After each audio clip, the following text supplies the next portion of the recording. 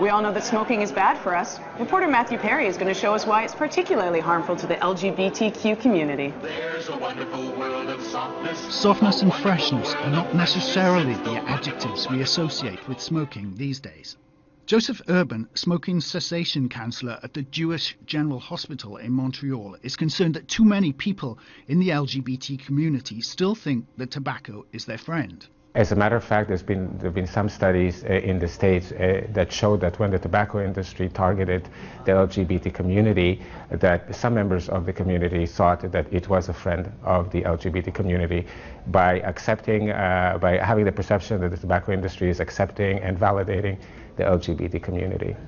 Speaking at the Human Rights Conference, Urban illustrated that there was good reason for our community to worry. We know through studies that have been carried out in several jurisdictions in the United States that the rate of tobacco is much higher among the LGBT community than the general population. But help is out there if you look for it. We've developed a certain program for stopping smoking if gay men want to stop smoking, and we certainly will never tell anybody what they need to or don't need to do. But it's about using information, looking at the motivation around stopping smoking, and then giving them the tools to stop smoking. Joseph Urban also had some advice for me, a former smoker, on staying tobacco-free.